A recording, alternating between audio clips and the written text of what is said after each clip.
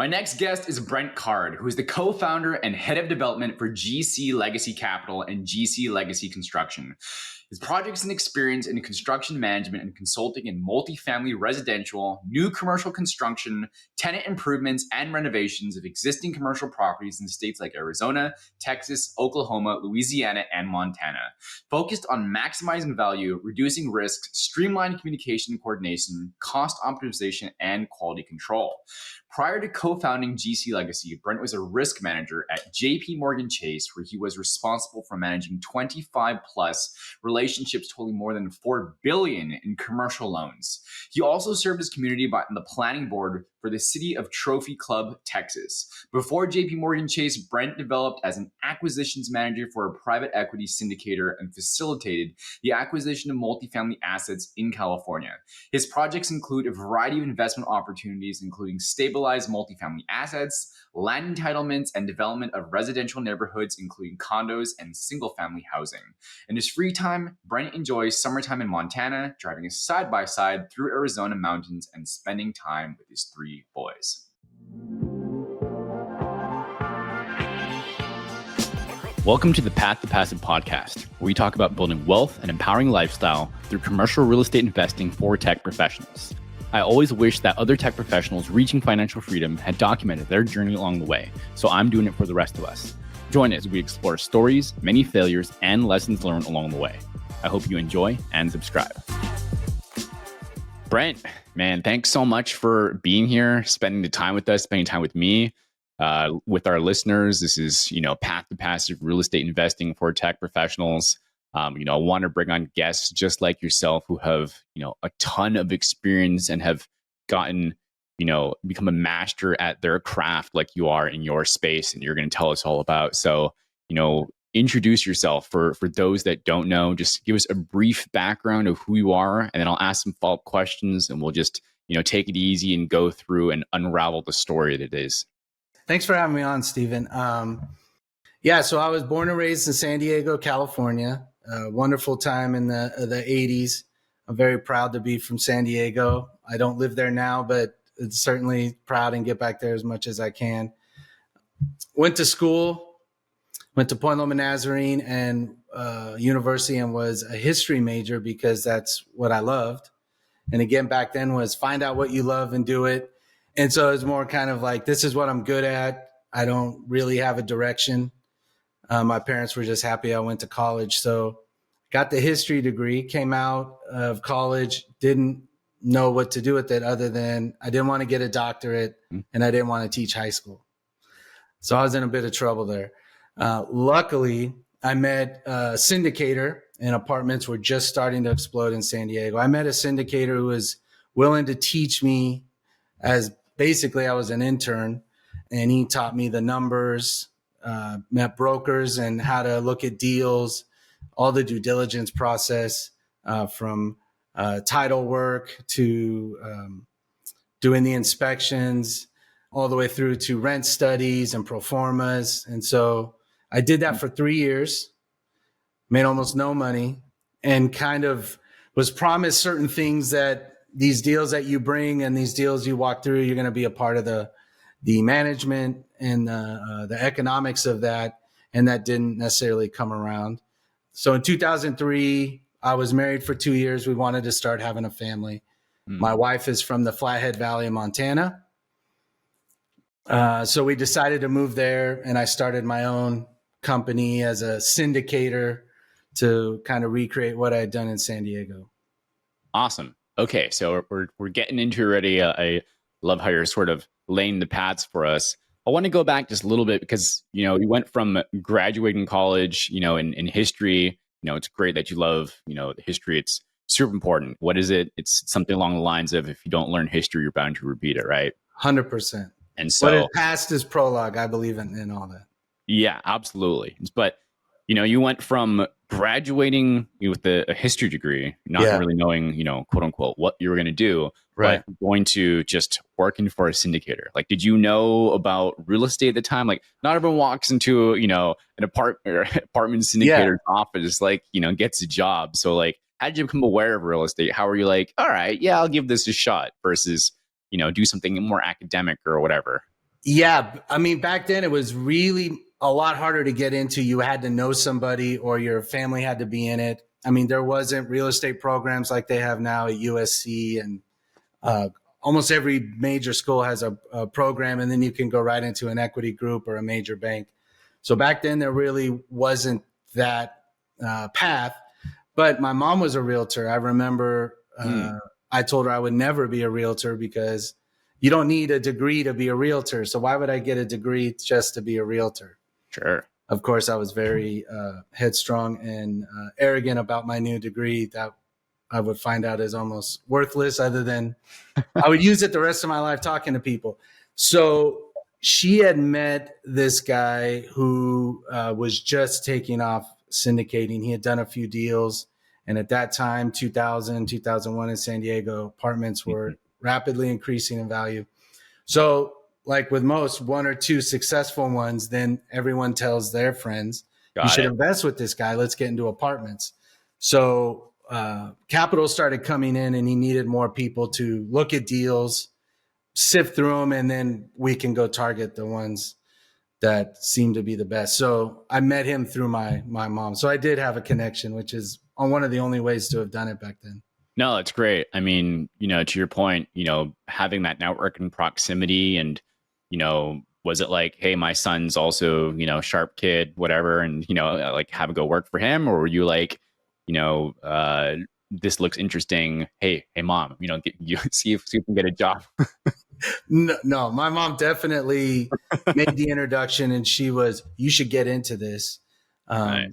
And when I kind of saw that side of it, again, being a very arrogant 20-year-old with my fresh degree, was, okay, this I can get into. This is kind of everyone that I would meet had college degrees, and everyone doing from the LLCs to capital raising to the big brokers doing apartments. All of them had degrees. So I was like, okay, well, this is kind of a higher level.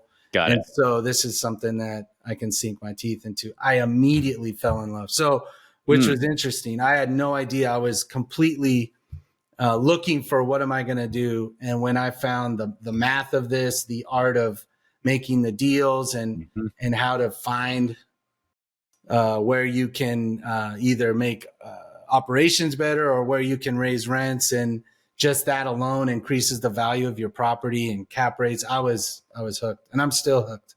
Yeah, no doubt about it. I can see it just looking at you too, just covering it. So, you mentioned a couple things there of the things that are still enjoyable, that are, arguably the process, not just the outcome, but, the process of getting to do it. What do you think the things were that really hooked you? The first is just kind of the math with, if you raise rents $100, and that which is difficult, but if you can raise rents by $100 and you have 10 units, so that's $1,000 a month times 12, that's $12,000, and then you divide it by a cap rate. I think back then they were in the mid fives, and then all of a sudden you go, on 10 units, you've raised the value $200,000, $300,000. Sure. And you're like, wow, just getting rents up. So that was one of the first pieces. Or how can you take back the big ones was coin operated laundry. And can we get out of most people would have contracts with a third party. But if you could get out of those contracts, buy your own equipment, now you've increased, maybe you're doing $400 or $500 a month, maybe more. Now that increases your NOI, which increases your value. So you were to me, I felt like I'm in a lot more control of getting this property to appreciate rather than buying something and just hope it goes up based on supply and demand.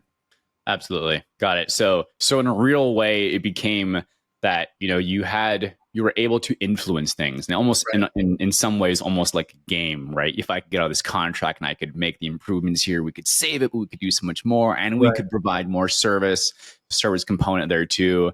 And okay, cool. Awesome. Yeah.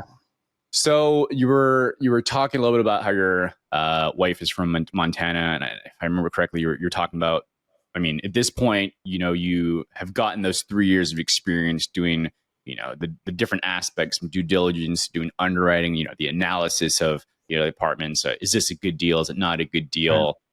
Talk to us how you, made that leap from, being in the operations, right, to, and really acquisitions piece for working from someone else to going and getting your own apartment complexes as well? Yeah, I remember when it actually hit me that I could do this. The syndicator thought, so when we started buying, they were like 60,000 a unit, which seems insane for California, but we were buying at 60 and 70 a unit. And in 3 years now, we were selling in the hundreds, low hundreds a unit. And I remember him saying, it's way too expensive in San Diego. We got to start looking at cheaper markets, which again, for a Californian always happens. They're always looking at Arizona, Texas, Tennessee now. And so I did that for him for a while. I went to Kansas City. I went to Oklahoma City, went to Alabama. So I would go along with some groups and I would help people kind of with that math that I was talking about, how I would, while we were around at breakfast, I would help them underwrite deals really quickly and say, well, actually your NOI should be this. And I remember 2 days later, this guy was up talking about a deal and we were all looking at it. And he said, well, Brent, why don't you come up? You're really good with this math. And I'm here at 21 years old. And these guys, he was in his late 40s, early 50s. And when he said, well, have Brent come up and explain it, he's really good at this. That's when it just kind of clicked, and it gave me the confidence, oh, I can actually do this now. Nice. I've learned enough through my mentor, and I've learned enough that I can now be confident in doing this kind of untethered and on my own. And that's when I thought, well, if we're going to go to Montana, I feel I've learned the process of writing LLCs, how to talk to investors, how to pick the right properties and underwrite them. And so I felt ready to move to Montana and do it for myself. Super cool. So you're working in California, doing this for this 3 years, not only rocking it there in California, but, helping other people and, the different markets as well. And then, the decision around, having kids, et cetera, was some of the factors, especially, raising kids in somewhere else that's, right. A little more easygoing, like Montana. So you moved there, right? And that's where you picked up your first apartment complex, putting things into practice for yourself. Yeah. So I moved to Montana and I was apartment guy. I love apartments. I've only done apartments. We got there and I just didn't do enough research on this small town that I was moving to. And I bought the first 2 apartments that were on the market in the first year. And there was nothing else, which was and I was like, I need to pivot here. There's not enough apartments and definitely no one's selling them for me to keep my business going. I can't just live on buying one apartment complex. And they were like 16 and 18 units. Yeah. There was no big, massive apartment complexes. There are now, which is funny enough. 20 years later, now they have big apartment complexes up there. But back then there was one old apartment complex built, I believe, in the 70s. I contacted the owner to say, would you sell it? Because I just need to get something bigger. And of course they would not sell it. Mm-hmm. So I had to figure out, what am I going to do? I know and love real estate. I've got investors looking to invest in this rapidly growing piece of Northwest Montana. Mm-hmm. And so that's how I stayed in the apartment game, but I had to now look at doing land and doing developments. And nice. I'm learning that piece. Yeah. 116 unit. You said the other one was right around 18 units. Yeah. Got it. Okay, cool. Yeah. Not a ton. But I mean, still, it's even for going out and doing it on your own. That's still, it's a great data point. I mean, that itself was getting over that, getting those first wins for you to, get you into other things too. So now in Montana, got 2 of these apartment complexes under your belt. It sounds like, you had some relationships with investors at this point too. Mm-hmm. Did you you're probably putting things into practice, like syndicating those apartments as well, right? Yeah, they were all syndicated. I always put money into my own deals, but they were all syndicated with some local Montanans, but mostly people I knew from San Diego. Awesome. Looking to play some cash, certainly. Mm-hmm. So what did you do from your own apartments to having to pivot to land? What was the, walk me through the, oh shit moment of, well, what am I going to do next? There's no other apartments. Like, what do I do from here? Like, what did you try? Like, how did you know to do land? I mean, land is opportunistic. We talked about, so walk me through that challenge to, this is where I should go. Yeah. So again, to kind of make things work, we would manage the buildings ourselves. So I was the manager, maintenance, snow plower. And I remember on a Sunday morning, we had a ton of snow the night before, and my family was going to church, and I was getting in my truck and taking a snow plow up to Columbia Falls to plow snow. And so people could get in and out. And so I was like, this just is not working like I was thinking. And then the other piece I kind of talked about, I love the fact that I can influence the value of a property. Mm-hmm. So with land in a rapidly growing area, land, I can develop it and I can take raw land and put something on it or entitle it and then sell it. But I can actually influence the outcome and influence the value of this land.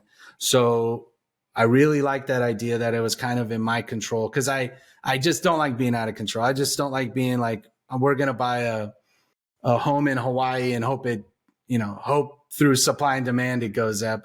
But I have no influence whether it goes up or not. It's just timing. So yeah, I started looking at land deals knowing that through my efforts, I can increase the value that way. Awesome. Cool. So, I mean, well, those that are listening are probably thinking, okay, well, can't you also control it through other things? I mean, things come to mind like, other single family houses. Why didn't you Airbnb or whatever it was called, VRBO, right. Or, at the time, self-storage, probably not a lot of that up there at the time, yeah. But, did it just sort of make the most sense based on what the market needed? Yeah, so working with brokers, which is paramount to finding the good deals, because they're the ones on the phones every day and they've got the clients. So good relationships with the right brokers is essential. And so I would meet with a few every week. Mm-hmm. And I remember my friend, who is a very good broker, just said, you should look at this. Everyone's passed on it. This property's been on the market for like a year. You should go see what you can do with it. And it was halfway up Whitefish Mountain. Back then was Big Mountain. And it was entitled subdivision with just a little bit of infrastructure in it. And it had sat on the market for about a year. So I went to the site and walked around it. And lo and behold, I just walked out to the ridge through the trees that were very, very thick, through the trees, and just the most amazing views of Whitefish Lake and the mountains out west just came into view. And immediately I was like, this is it. We got to buy this property. These are $1 million views. Mm-hmm. Maybe someone didn't walk to the edge to see that, or they thought there's no views because of the trees were so thick.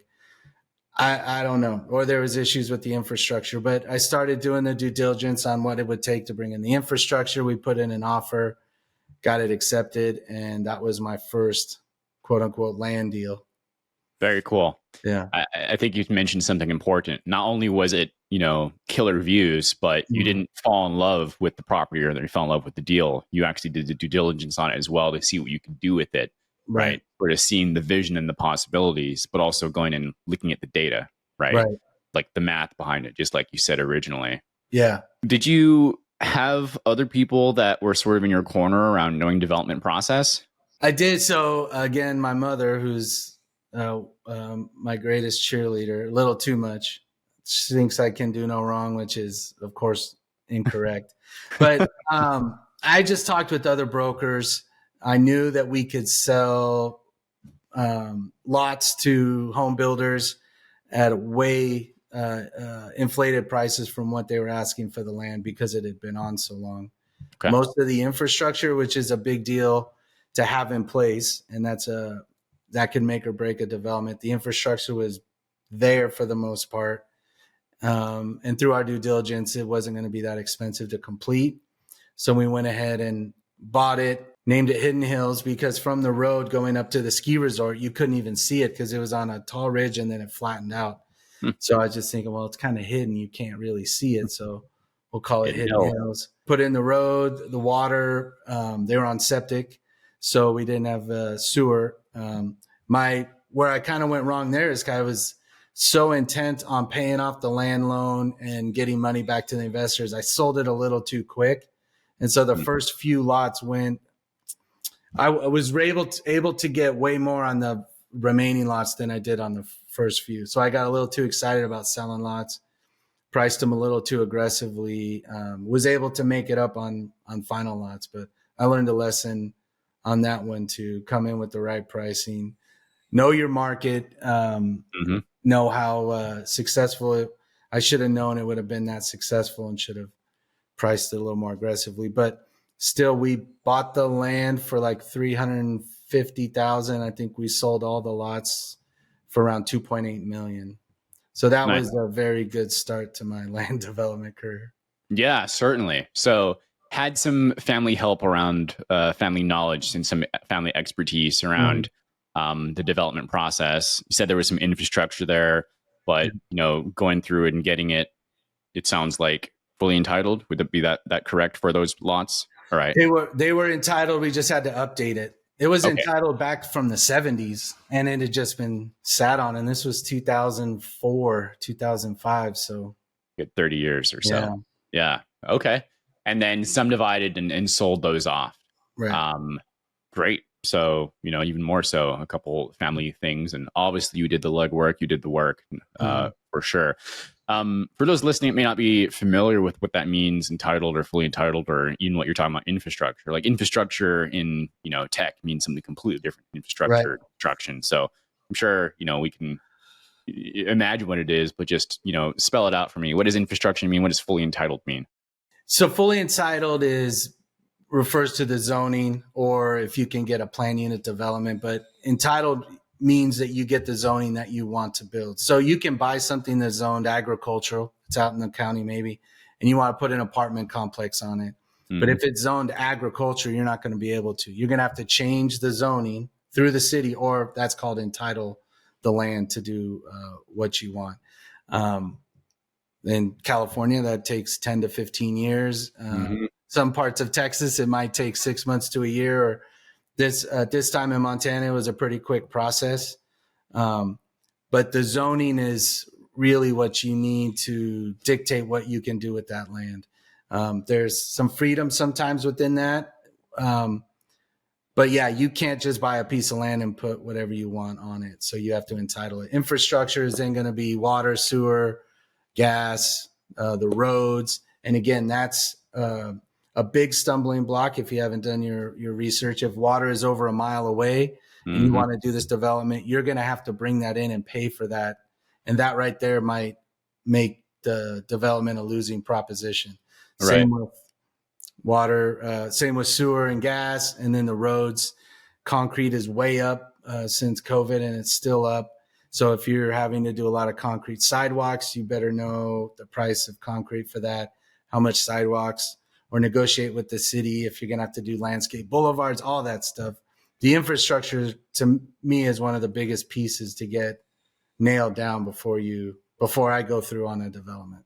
Awesome. Appreciate that. Yeah. Yep. Lots of vendors, a lot of vendor communications, not only with the city and all the regulations. And by the way, that's correct, right? That all of the zoning codes are specific to the city that you're in, right? Yeah. That was a lot of fun learning about that one. So they're all different. All different. And then some have growth policies. So they'll leave zoning kind of what it used to be. So it could be ag, but they have a zoning, growth policy zoning map that dictates what you can do with that. So you go talk with the city and they go, oh yeah, we have that scheduled for industrial or retail. And then that's you just got to work with the city planning department.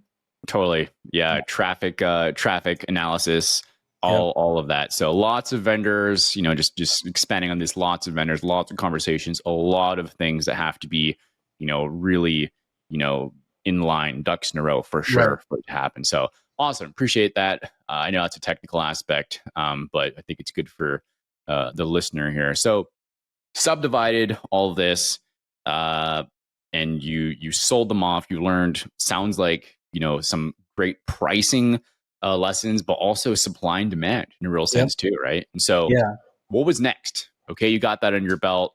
What is the next problem or the next challenge that you had in front of you that you got into next?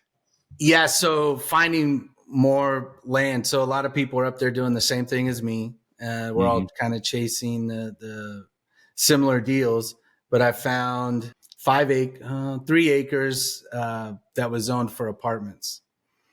I found that it was being sold as apartment land, but I found out that the city would prefer condos. So we ended up buying that land and building condos in phases. Actually, we're just about to finish our final phase next year, now 21 years later. So a new project there. You went from Montana and moving to Dallas, which we'll get to shortly, Yep. but now doing a project back in Montana. Yeah, that same project called Riverwalk Condos of Whitefish. We've had to pause a few times. So 09 in 09, of course, we had to pause, and the numbers didn't really come back until 2020. No kidding. For many different reasons. Number one, construction costs and the housing values hadn't returned. So I'm yearly looking at, all right, can we sell it now at a price that makes sense? Can we build it for a certain price? And you've owned the land this entire time? Yeah, 21 okay. years. Wow. So we did that one. We did the first few phases at 72 condos. We did 48 from 2004 to 2008, sold them. At that point, I believe we were making, for context, like 300 to 350,000 net profit to the investors per building. And on the building we just did in 2021, we made $1 million per building. So the numbers got much, much better. Certainly. Okay. So a few more. So this is much, much later here doing these ones as well. But from finishing that land, there's also part of the story where you went to work for some big banks as well. Right. So how did you go from, doing some of the apartment acquisitions and operating them to doing this development project to, getting to these big banks and, managing relationships, et cetera? How did you go from there to there? So 2008 kind of did it for me. Okay, got it. If we remember it's the biggest crash since the Depression. Certainly saw major reductions in real estate values. What hurt me the most was the credit freeze, which if you weren't in real estate at the time or you didn't have business lines and needed the credit, it might not have impacted you as much. But in my business, the credit freeze was far worse than, houses going down by 40%. We might have been able to weather the storm if we could have continued to get funding. So I had to put all those projects on hold. Two large ones we gave back to the bank. We did capital calls, and we decided that it was we didn't want to throw good money after bad. So my advice, which was against my self-interest, but my advice was to take that money that you would put in to keep this project alive and keep it in your hometown. So most of my investors were in California, and I knew that California would recover much bigger and much earlier than this Montana, which is a secondary market.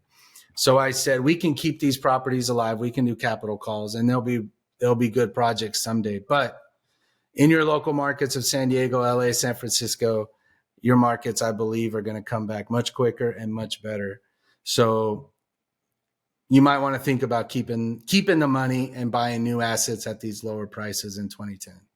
Got it. So you're still in Montana, still had some other products that were going because of, the economy, basically financial crisis, 08, 09.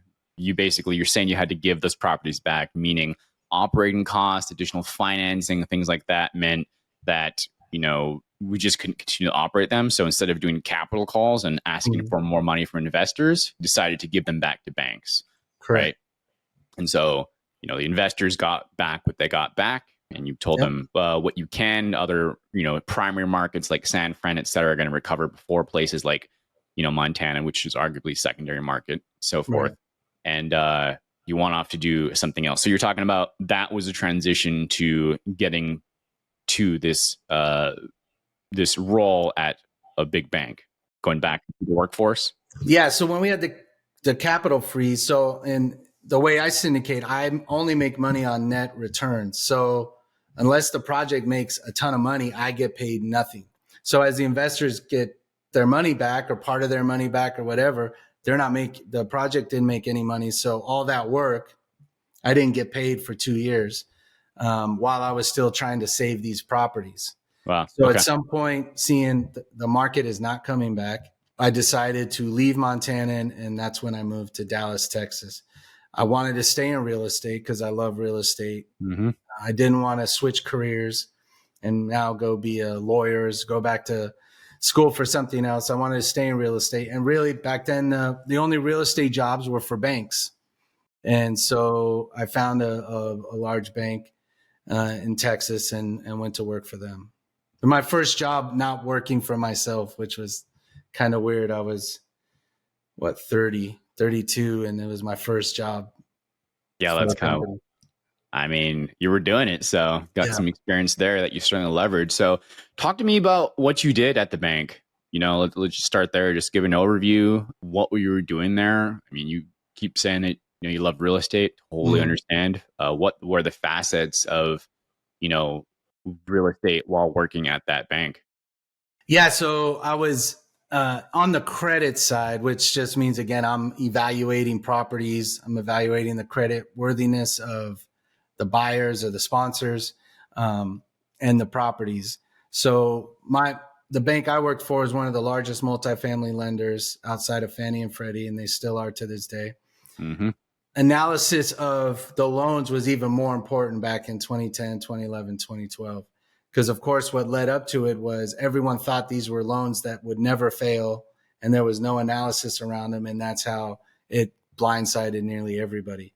Yeah. So now OCC, Office of Comp Controller, the Fed, they wanted a lot more transparency around banks and what was the default risk on all their loans. Mm-hmm. And to get insight as well. Based on the default risk of these loans, banks have to keep reserves. So if it's a low risk of default, they have to keep just a little bit of money in reserves for that loan. If it's at a higher risk of default, say $1 million loan with a high risk of default, they might have to keep $600,000 set aside that they now cannot lend out and make money with. So that's the real importance of knowing what loans are on your books and the risk of default. So I started in that group called Portfolio Management. Stayed on that.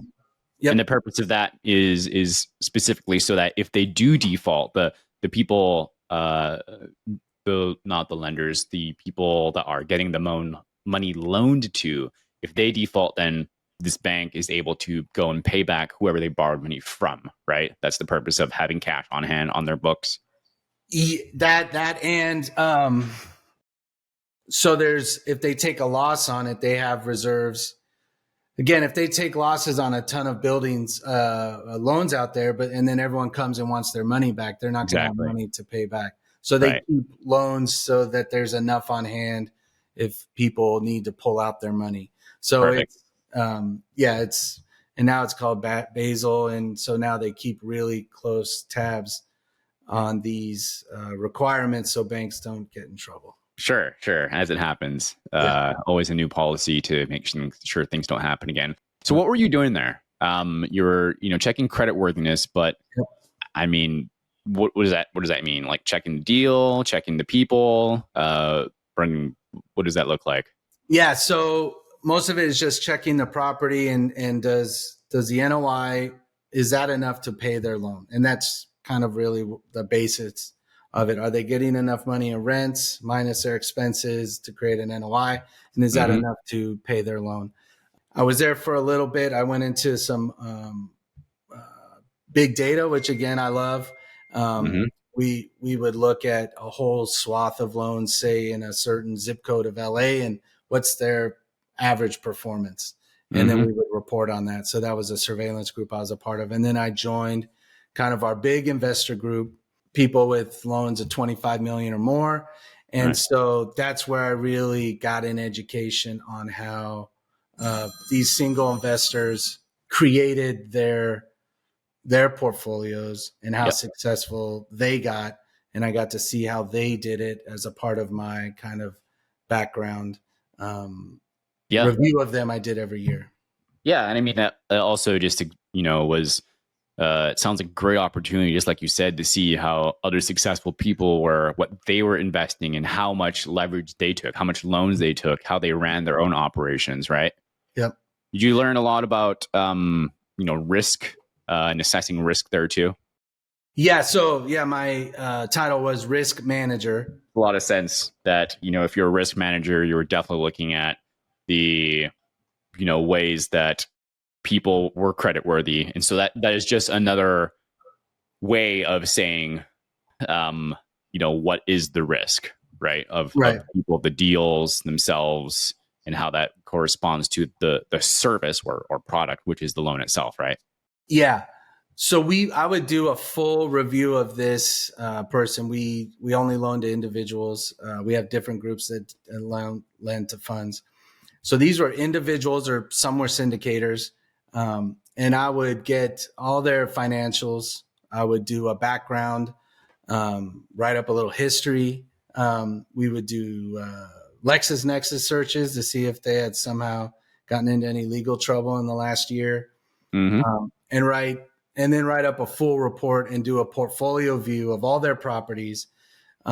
So they could have 2 or 3, and they rarely did at this time, but they could have 2 or 3 that were struggling, but then they had 30 other properties, and that cash flow would help save the other 3. Offset it. Yeah. Right. And what I found almost universally is they started buying in the 70s and 80s in LA. Mm-hmm. That always helped, but they kept their properties. So you could refi every 3 to 5 years, take the equity out, and they would use that equity now to buy another property. So they might have started with one, would take a loan out to buy another one. Now they own 2. Then 3-5 years later, they're taking loans on both of those because they've appreciated. And now from those 2, they can buy 4. So I would just see a list of properties they bought in the 70s, 80s, 90s, and there were always more. They would always, 70s, maybe they bought 4. In the 80s, they bought 10. In the 90s, they bought 25. And so now they have 60 properties, and they've been owning and operating since the 70s. What do you think one of the lessons there is, right? Like, sure, there's the different ways to assess risk, like we talked about, the deal, the people, doing things like LexisNexis. For those who don't know, that's basically things like background checks, right? Professional background checks.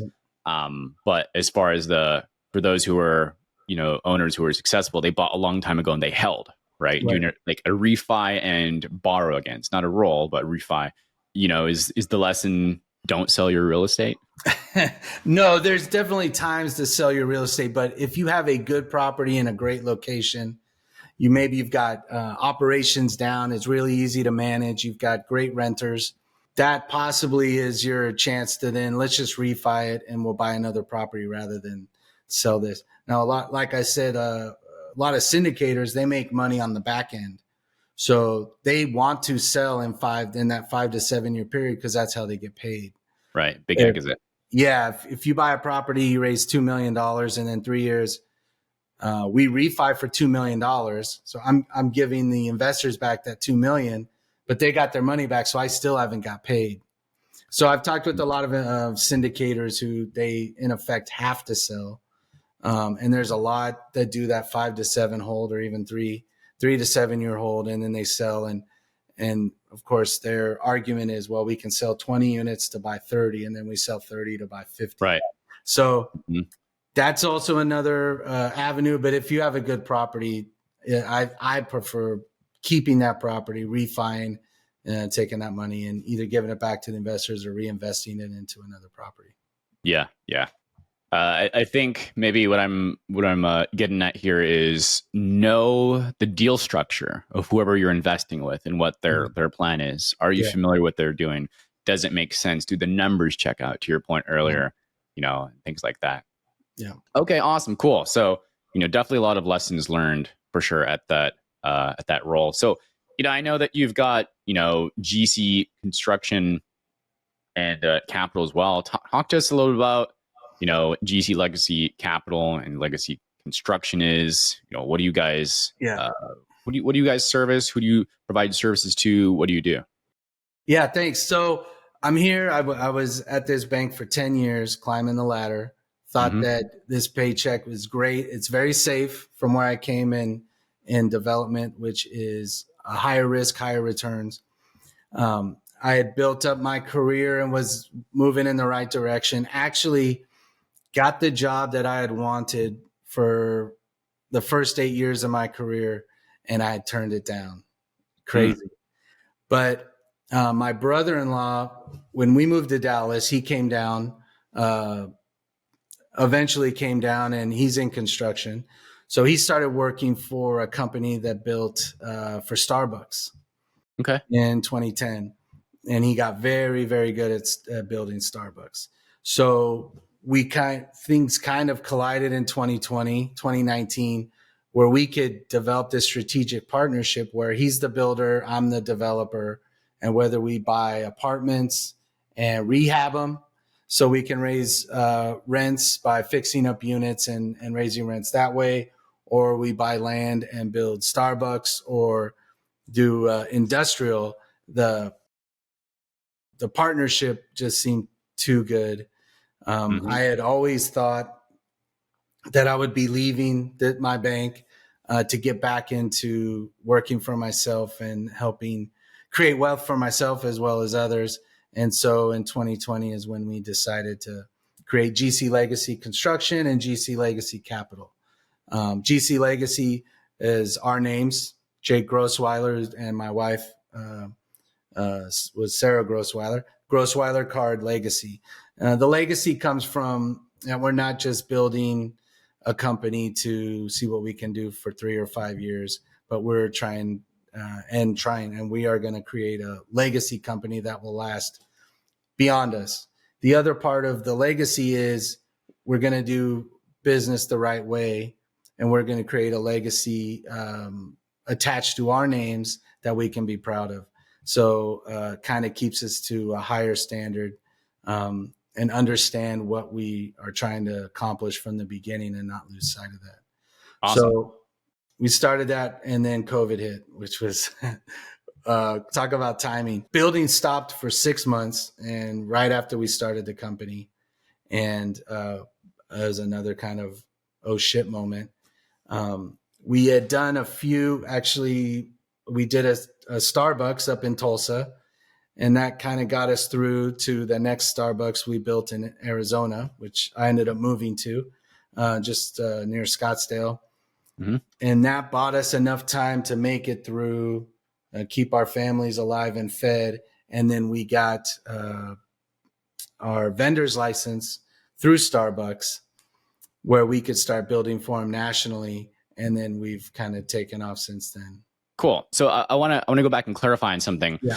One of the things you mentioned was that your brother-in-law was a builder, but you were a developer. Yeah. Now, that's very different things to you. I may not be for everyone else. Right. Tell me about what the difference between a builder and a developer is at a high level. What do they do? How are they different as well? So both parts. What do they do, and how are they different? So the developer, which is what I'm looking at right now, is we look for land, whether it's to build apartments or some retail developments, a grocery store. So we're looking for land to entitle and build on that. The pieces you have to build. Well, we would like to build something on that. So my partner, Jake, is the builder. So he is a general contractor. He will go and get bids from all the scopes, whether it's mechanical, electrical, plumbing. He'll work with the architect, the same as the developer, but he'll do some value engineering with the architect to help us get a plan that's built to last, but also built at the right cost. And then he will go out and manage the process of building it, getting permits through the city, creating the schedule, and seeing it from beginning to completion. That's another major, when I talk about you need infrastructure as a developer, you need to know the infrastructure costs and how to get it entitled. The other major piece is building. So when general contractors and builders are busy, they might not start on time and they might not end on time. And that's a massive pain for developers. We see it all the time with other builders. So you need it on budget and on time. And my partner excels at that. And so we knew that we could be a force in the market to develop and build our own stuff. So with a builder, he would be building for himself, which would give him some pride in that as well. And then as a developer, I know I got a perfect building partner that can take that headache away and get us our final product. Got it. Yeah, it makes sense from a partnership. So the developer is concerned with entitlements and the entitlements are all of the things like, the things such as the traffic studies, the water, sewer, gas, the permit, things from zoning.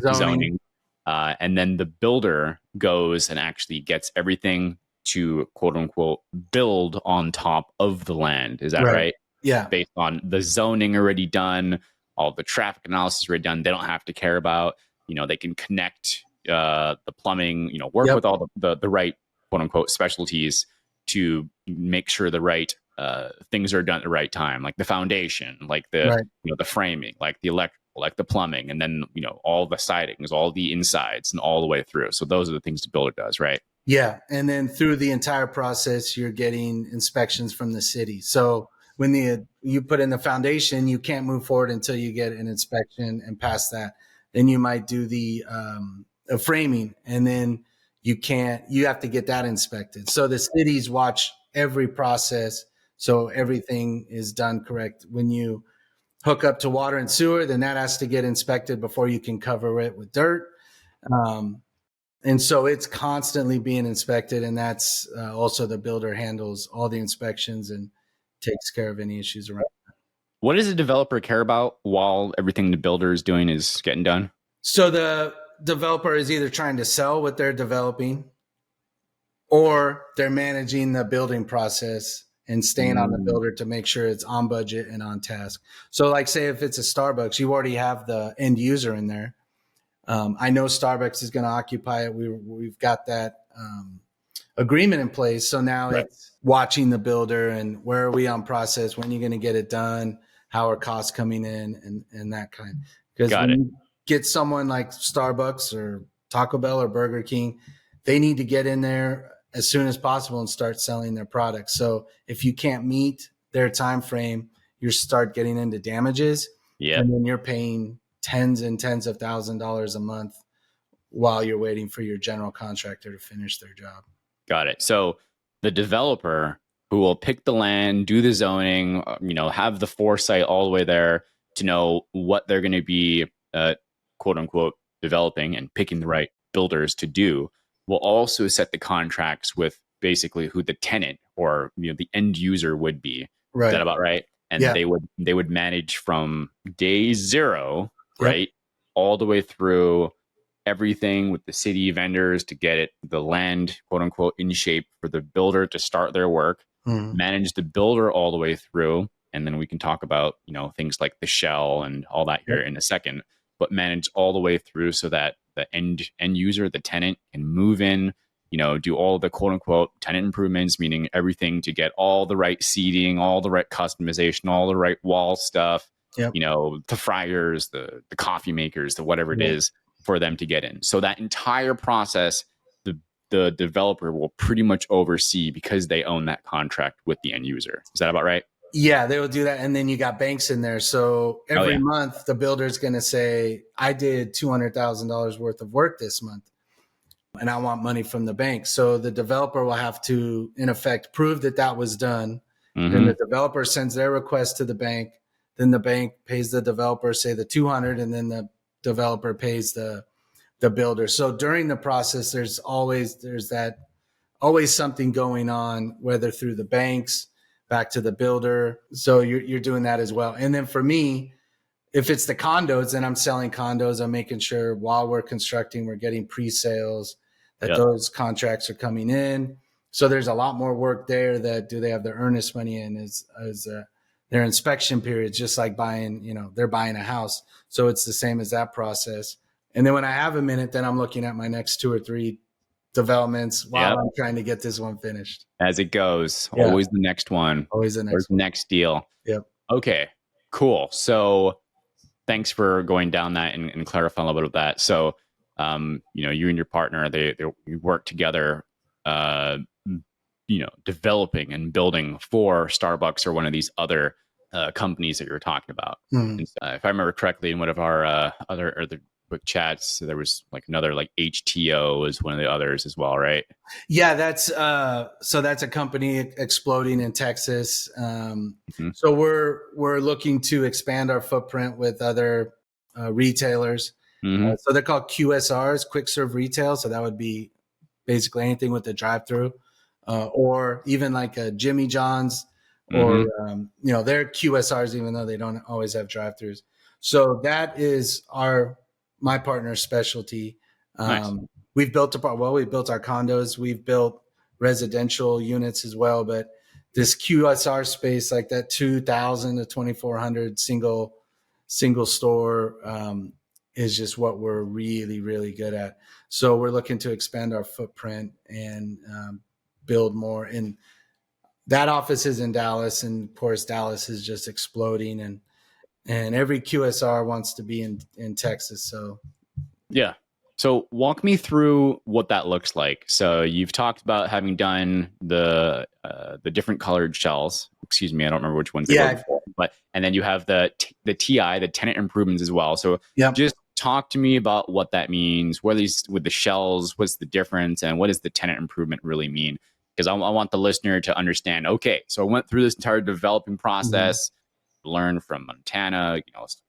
Then you brought where you are now. You partnered with your brother-in-law, who's the builder side. Now you guys are specializing through some of your partner experience as well to do these for some of these QSRs. Yep. And so, found the land, did all the entitlements, figured out everything that needs to be done to build.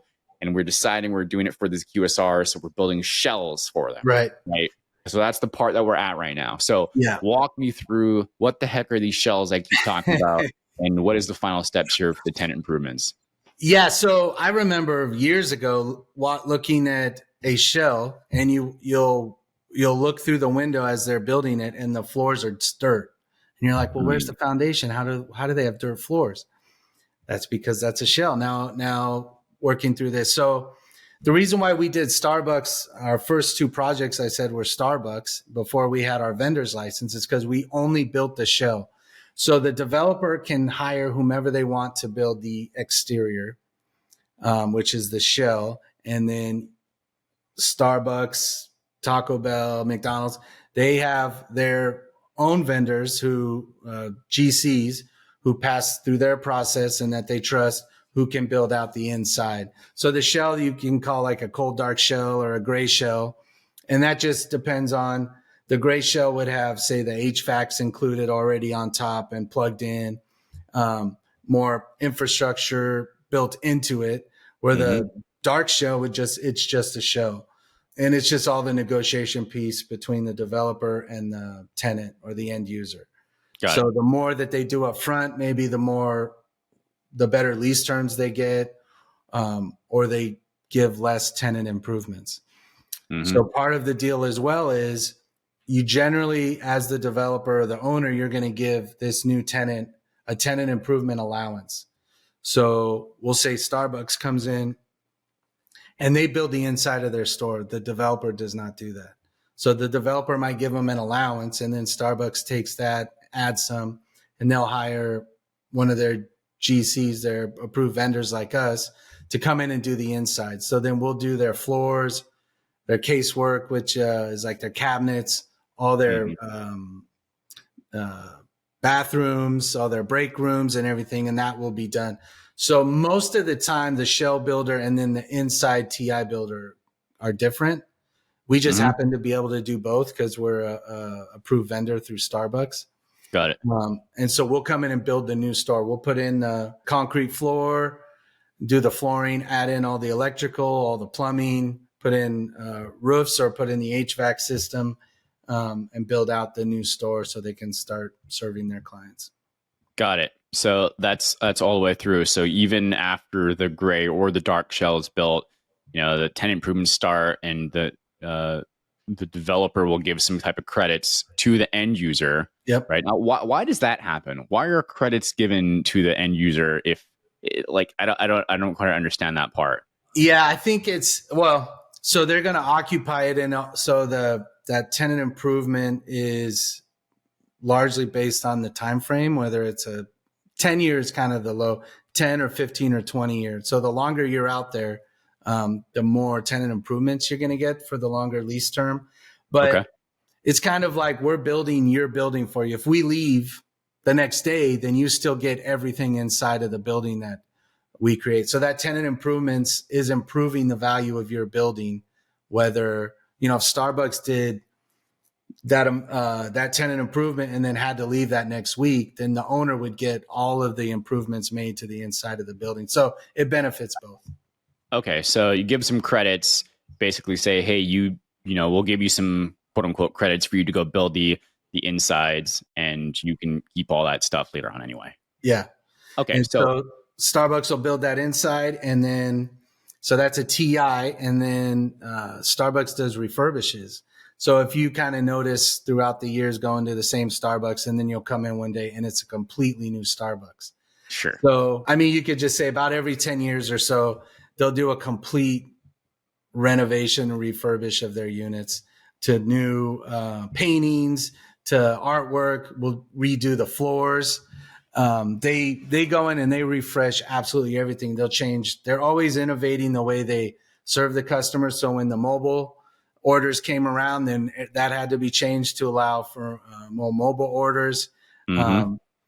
They started discovering that they were selling more cold drinks than coffee. So then their kitchen started changing based on that. So when a refurbish would come around, that would all be changed. Sometimes the bathrooms get moved to the opposite end of the store and they change everything around. So that's a refurbish. And they do that on every store about every 10 years. Got it. Okay. Yeah, it makes sense. I was, I can't think of the name of the old school, disposable cups that, were like blue and like squiggly lines on it, but we don't see those anymore. Things get updated over time. Yeah. Certainly. All right. So if I'm a listener here, I'm thinking, okay, educational, we walked from developer to builder to understanding, gray and dark shells to, the end user, whoever the QSR company is to getting either credits or whatever the negotiation is to go hire another approved builder, go inside and build it internally. Right. And so, great. At that point, they can finally occupy, finally start making sales, finally doing what they're supposed to do, which is be a business and sell their coffee, sell their tacos, sell whatever the heck it is. Right. Right. But if I'm an investor, I'm thinking, all right, educational, but this is an asset class, right, Brent?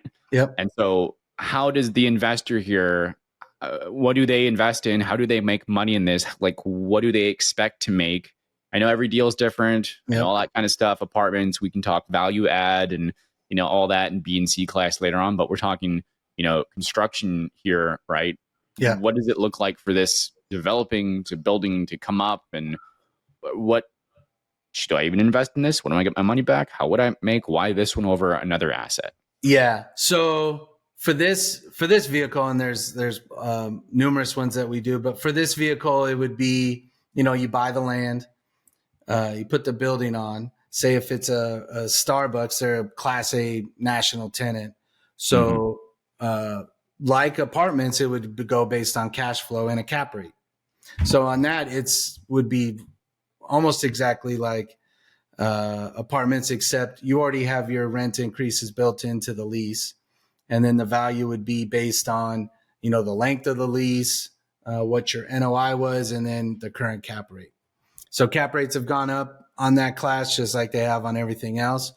But typically when you're renting to a Starbucks or even a Taco Bell, but like a Starbucks, that's extremely low risk. Starbucks is probably not going out of business. And based on the lease, they're not going to just leave and stop paying. Like if you own 4 units and 2 people move out and you can't re-rent those, you can be in trouble. With a Starbucks, that risk is very, very low. So the cap rates can be a lot lower than some other asset classes. Now, if you lease to kind of just a local burger place, they don't have chains and they don't have financials like that, then you could make more kind of that cash on cash return and maybe demand a little more rent because the risk is higher. But then the value of that asset isn't going to be as high as if Starbucks was there.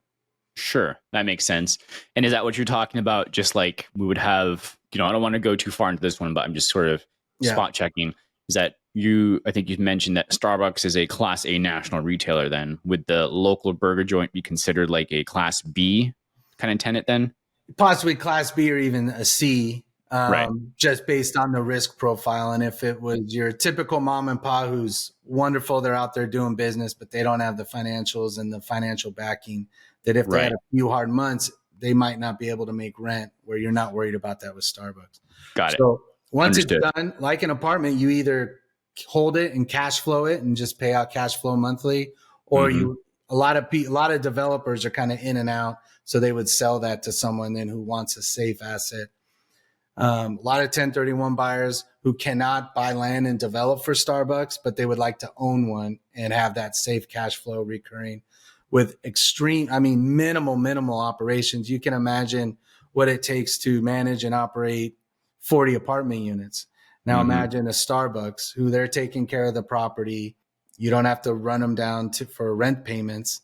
Right. So there's very little work to be done to manage a really national tenant QSR. Yeah, so I want to get to that because you mentioned a really good point that I think is worth exploring. But the point I was trying to drive at here to stay focused on what it's quote unquote, what's in it for the investor is when do they put their money in and when do they expect their first dollar back in this type of investment? Yeah, so the time frame would be we would get the property under contract and then send out the prospectus and the pro forma to investors. They would put the money in a few weeks before closing. You're looking at a total build time of 14, 15 months. And then Starbucks is in there. In between, while you're under contract, hopefully you're going through the city and getting approvals, but that could delay you 3 to 6 months. Yep. So say a year and a half to 2 years to be completely built and your QSR tenant in place paying rent. Okay. Got it. So pretty much conservatively about 2 years to get your first dollar back. Yeah.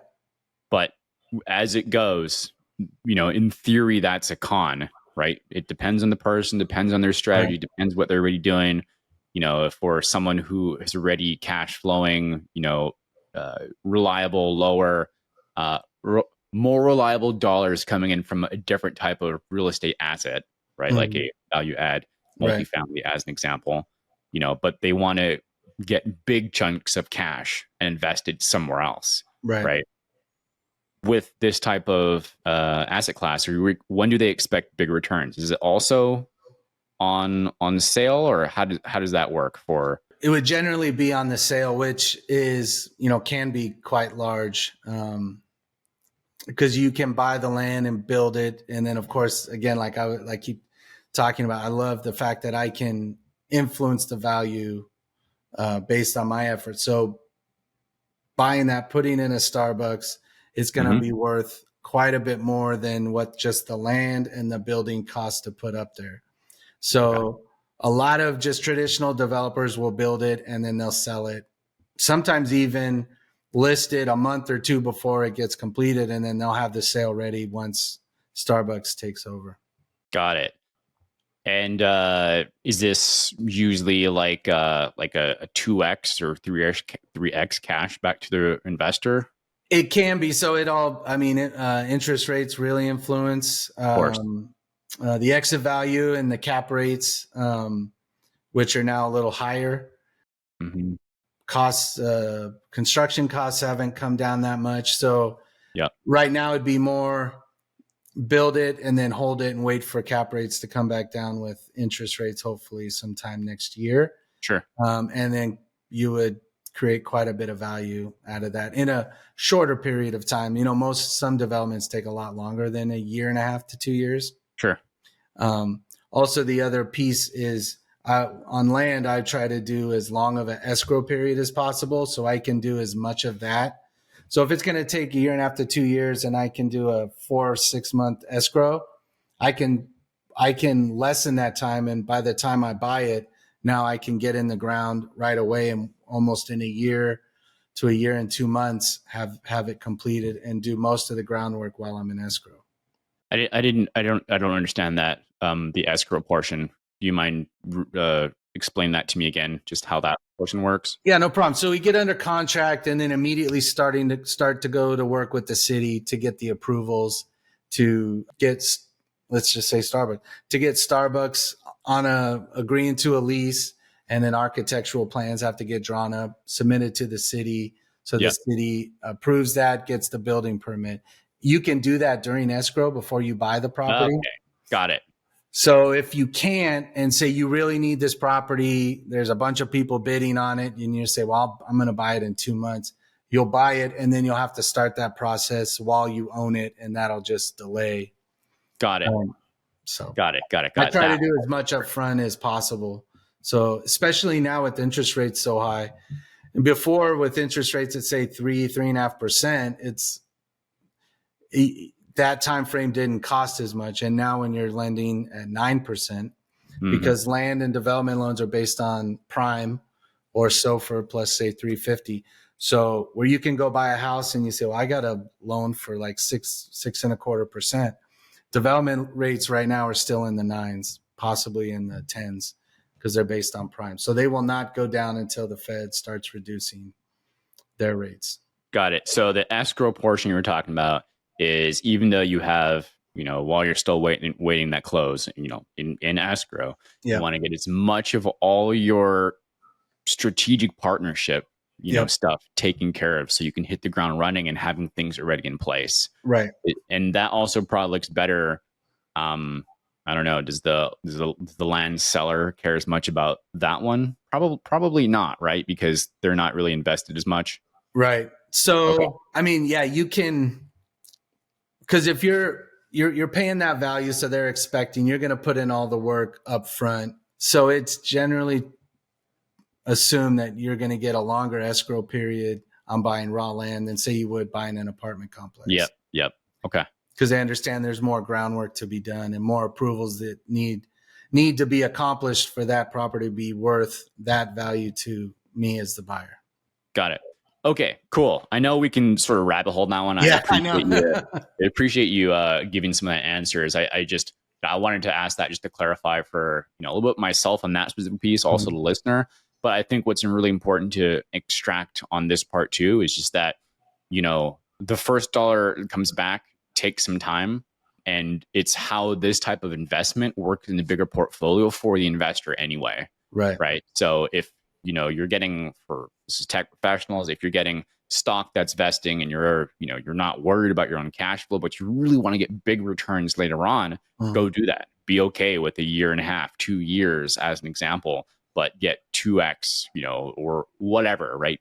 Deal by deal case basis, look at what those are going to be. But just know that this type of asset class is something in your toolbox to be aware of and to go investigate and get smart on. Talk to someone like yourself to ask those questions, learn about it.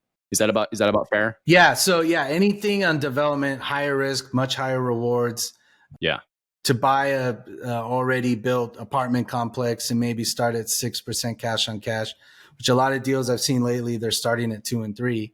So you could say, well, it'll take 2 years to do one of these Starbucks developments. But in that 2 years with the apartments, maybe you've made 6%. Right. If you made 3% a year. And well, that's in today's terms. So it's much higher risk.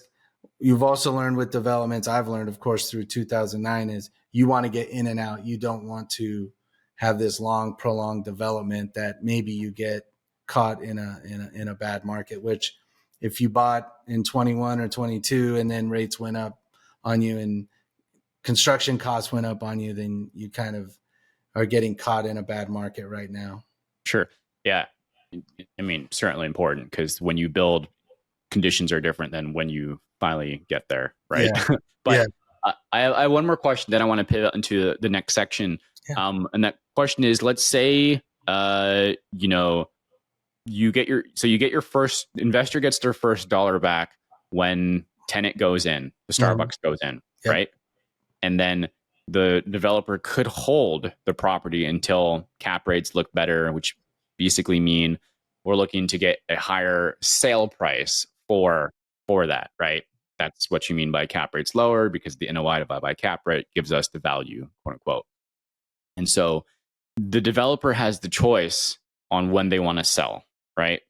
And so does the investor get they get their first dollar back, but do they continue to share in cash flow until a sale is made? Yeah. So as long as the building is cash flowing, then the investors are going to get their percentage of that cash flow. So if they're 20% of the LLC that we bought it with, and we get $1,000, say $10,000, then they're going to get the $2,000 based on that. So we will cash flow while we're waiting for the right sales price, because that's where the big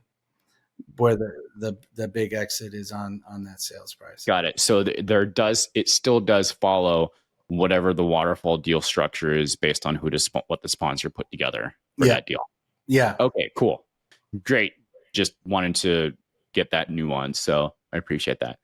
I want to pivot here. So, I really just want to talk about that asset class and just get a little more about it.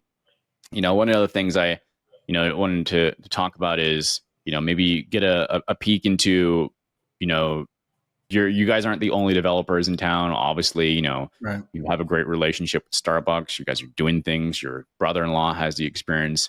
But you guys also really believe in things like, having streamlined communication, coordination, heavy on risk minimization, of course, maximizing value, being cost optimized as much as possible.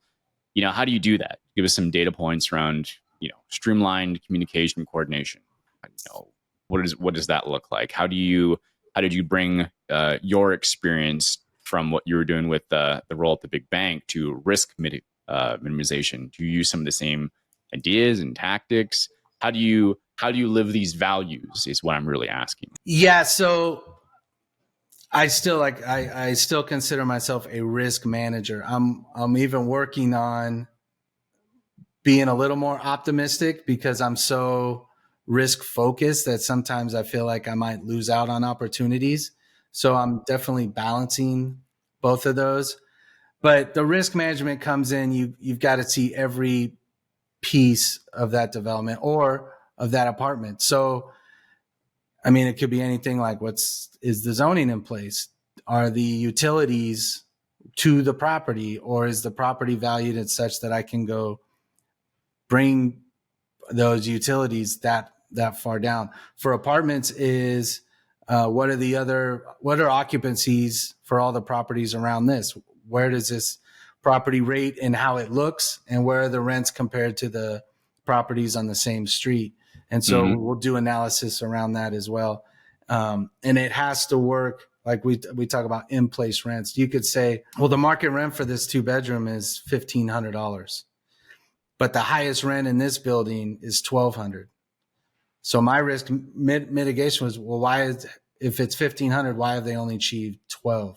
So I'll kind of underwrite it to the highest in-place rents, knowing that if they haven't been able to achieve it, I'm not just going to come in and buy it and go, well, I'm going to be able to get $1,500 like the market price says. What's it going to take, or what do we have to do to the units? How much do we have to improve them to get to that $1,500? So that's all that risk mitigation. Right now, a lot of the risk mitigation is with interest rates. How do we put more down up front so we're not paying 9 and 10% for a year or two and kind of bleeding our profits? So, and where are interest rates going to go? What might the sales prices be at the end in a year or two? So that's part of my other kind of risk profile that I look at. So interest rates are very heavily influencing deals these days. Yeah. I want to talk about that in a second. I want to make sure that we're closing on this piece. One of the things that, I'm sort of curious about is, how have you seen sort of construction change over the last, I guess, what is it, 12, 15, 16, 17 years in technology? It's real estate for tech professionals. I'm almost curious, what are some of the things that has changed over time that you guys use today? Because you're really talking about getting more data. You're really talking about, how can you get more information to use, your experience and your risk mitigation brain, right? So how has development changed with technology over time that you guys are using now? Yeah. So, I mean, one thing is with the internet, of course, it's much easier to get that data. Big on kind of what's moving markets. And cap rates is, I got to know what cap rates are for surrounding on the nearest sales and what's going on. Are cap rates coming up? Are cap rates coming down? Big data is definitely helping that. There's a lot of great periodicals online, from Globe Street to like Biz Now. I read those every single day. And so you're getting a lot more information quicker. Of course, from even 15 years ago, there's more sophisticated underwriting tools. I still kind of use Excel for my underwriting tools, but that before there wasn't a lot of that kind of high sophisticated underwriting tools that I use and then I present to investors. So most everything now is online, to where instead of we do more emails and do more, investor portals and stuff. Yep. So all of that is done online, and then people can call the old-fashioned way if they need to. But most investors, I'll say, hey, give me a call and I can explain this more in detail. And I don't really get calls. They get enough from our interactions online, and even how we pay now is through ACH. It's where it used to be through checks, or even walking a check down to somebody. Sure. On the building side, we're not doing these with Starbucks. It's still kind of the traditional stick build, but especially for apartments, a lot of multifamily, you'll see like prefab walls. And certainly the future looks like it's going to 3D printing of homes, which they're doing in Austin. One of the first ones that I saw is in your backyard. So that's going to continue to change the landscape as that gets cheaper and more prevalent. I think eventually we might be living in 3D printed houses because, of course, materials and labor are extremely expensive. And labor, the time it takes to build a house or time it takes to build a Starbucks, if you can cut that down by a 3D printer going 24 hours a day, then you're going to save a lot of money. And really, to make housing affordable, you need to make it cheaper to build. And it just continually gets more expensive to build, which makes it that much more difficult to build affordable housing. So there will be kind of futuristic, techie improvements to the way we build homes. I think where it is with Starbucks, you'll see like their footprint is shrunk because now a lot of mobile orders and less people are coming in to stay at the cafe. So a smaller footprint means a cheaper, not a cheaper building, but a less cost building because they're smaller. And they're going through a more drive-through and mobile experience. So that's also changing the way that we build and construct smaller buildings. Cool. Yeah, different form factors, and even changing that a little bit. But I think to your point, just the way the communications channels are easier, right? Getting the right information versus the sea of information. To also what you're talking about is absolutely top of mind and paramount of what new information can you get, like some of the data sources that you talked about, and making high quality decisions to make things more predictable for the outcome, right? Yeah. Even, something as simple as I look at every property. I use Google Maps, and I'll walk down the street, where before I would have to make sure I got to go to this property and walk around it. I'm looking at a property. I live in north of Scottsdale, Cave Creek, Arizona. I'm looking at a property south of Fort Worth, and I'm walking down every street looking at the dates for when they were last there, taking these pictures. I mean, that's helped tremendously to have Google, which again was never around when I started in 2003. So the amount of information you can do from your computer is just immense. And then, we would do folders this thick, all the leases and all the contracts and everything. And I'm basically paperless. Everything is online. I don't do those massive folders anymore I don't have a file cabinet here. Everything's done online. All of our communications, we do a lot through like Microsoft Teams.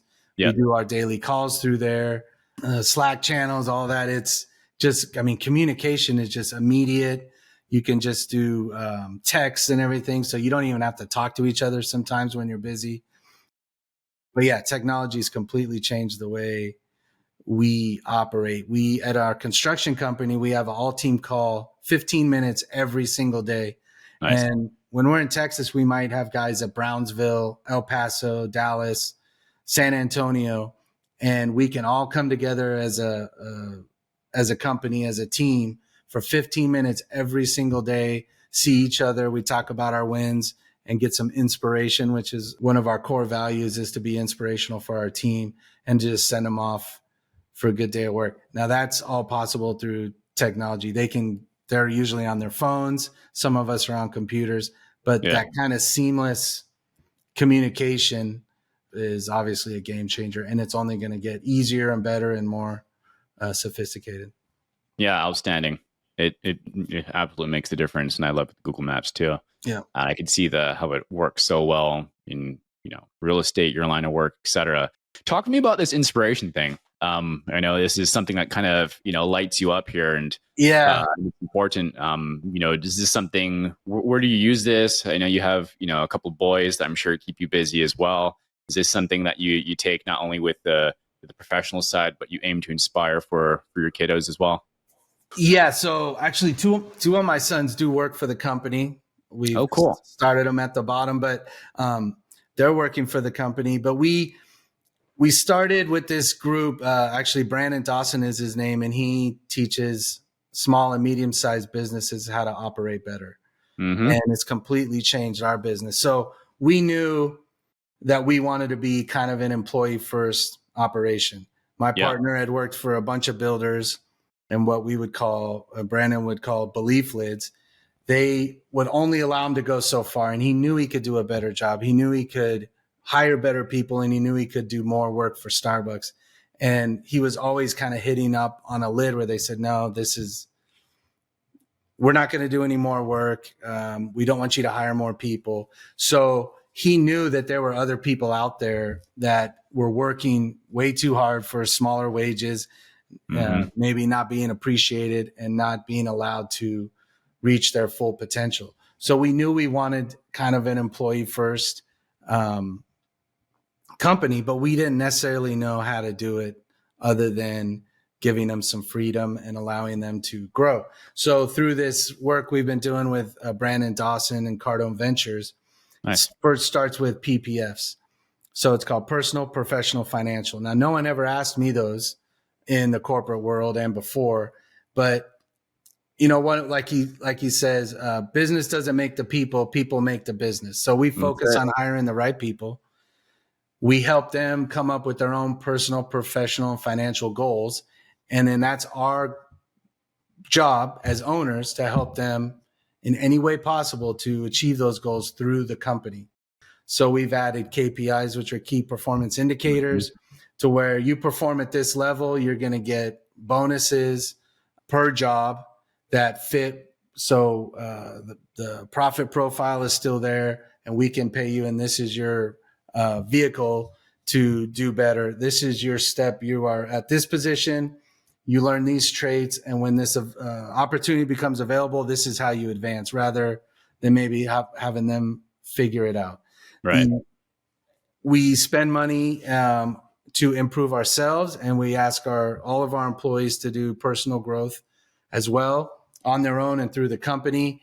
So we give them training materials, and that's part of that daily call. We do a little point of inspiration, awesome. Send them off on a positive note, and it's just changed our company. We've had, even today, our plumbers were on. I love these guys, and they thanked us for having this call every day, and then it makes their day better. So we don't allow anything negative.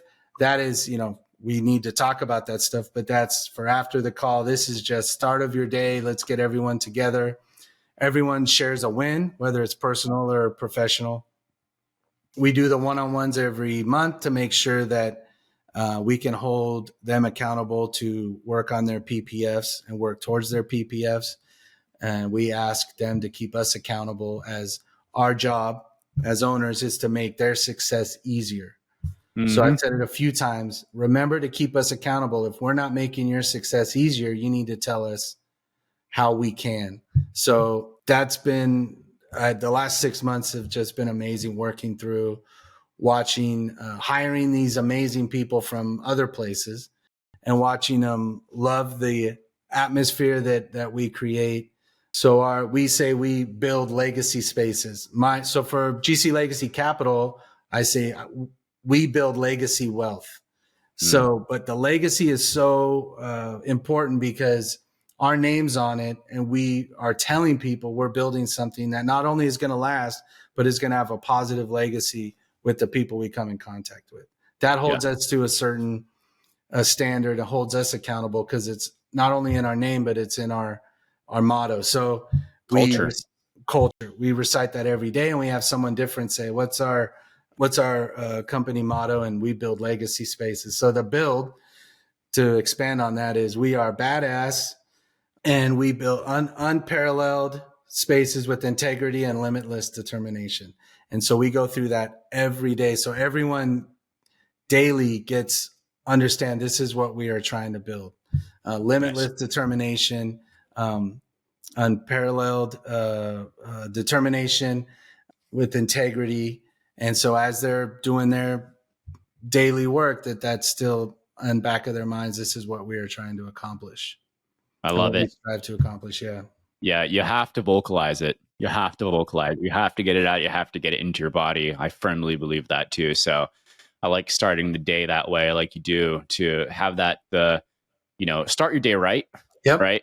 Get everyone on the same page. And with that culture, then other people, not only on the call holding you guys and, the core group, yourself setting vision and setting culture, but it gives terminology for each other to use with each other too, right? Yeah. What do you think? Are your boys how are they liking things? It's been a process. So I have a son who's an on-site supervisor and had no prior construction. So he's been learning. He's been working harder than he's ever worked before. He says he loves it. He says he's a GC legacy for life. He actually called last week and told his mom, he's like, it was the most grueling day of my life, but I've never been happier. He said, I accomplished so much, and as hard of a day it was amazing. So and we've heard that from our other team members saying the same thing about getting through, accomplishing things. And it just means the world. We're doing something right. We're growing our business in Texas. So we're building legacy spaces, and we're getting recognized, and we're getting more work because we are making sure we invest in our team members, and our employees, so they can be that to the building that they're at. So it's part of it is when you show up anywhere, do you make the situation better? That's right. And your job is to make the situation better. And so whether that's dealing with crabby people with a good attitude, whether that's dealing with poor craftsmanship from a sub and helping them say, hey, we're all in this together. Let's just do it right the first time so we don't have to come back. All that thing is those things that we're stressing and our guys and girls are doing at a top level. And it's just fun that's the highlight of my day is 8:00 in the morning, get on this call, hear wins, whether it's their son won their basketball tournament the day before, or they got through all their inspections early. So they're ahead of schedule. But everyone, it's amazing. You would have to see it, but everyone is just looking forward to sharing their win we all celebrate with each other, even though we're spread out across Texas and I'm here in Arizona. It's just a special way to run a company, and kind of changed everything about how we go about helping our employees, rather than we know we want to help them, but how do we actually do it? And then the me leadership working on myself and the other owners working on themselves, because I was typically always a pessimistic guy. The risk manager part kind of overtook me, and I could figure myself out of any deal because there's too many negatives. So I need that balance of positivity. Again, when you come to a space, make it better that you're there, not worse. And so that's kind of changed a lot about me. My partner has grown quite a bit, and his leadership has just expanded massively. He's got his guys and girls love working for him. And now we're growing, and the new people come on and just say they love the culture. They love these calls. No one's ever asked them what their personal, professional, financial goals are. And some of them don't even know what they were. Right. Like it was for me. Like, what are my goals? I want to make a lot of money and own a bunch of acres in Montana. Well, they've got to be smart goals. They got to be attainable. You got to measure them.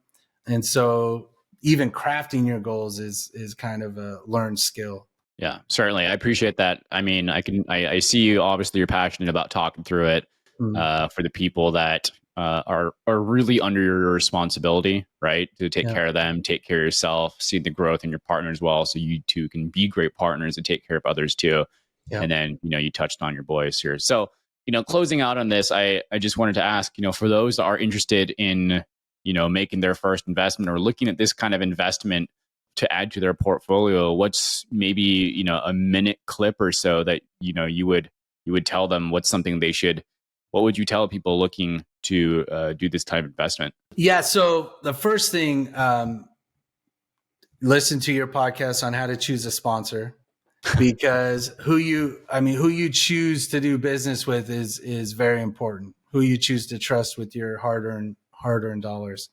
The second piece of that is I would ask them, what are they looking to accomplish? And hopefully any sponsor or general partner or any syndicator that they're looking to put money with, ask that question, because based on their answer is really where their money should be placed. If they're looking for that 2-year huge kind of return, little higher risk, but say I've got $1,000, but I want to get to $1 million as fast as possible. Well, this is the vehicle to get there, and development generally would be that vehicle. If it's, well, I've got $1 million, I really don't want to lose it, so I just want to get the most cash on cash return and let it build that way.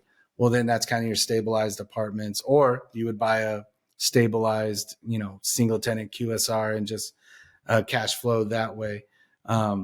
So I like to just ask, what are their goals? What is the reason for investing? And then find out the best path to help them achieve their goals through this.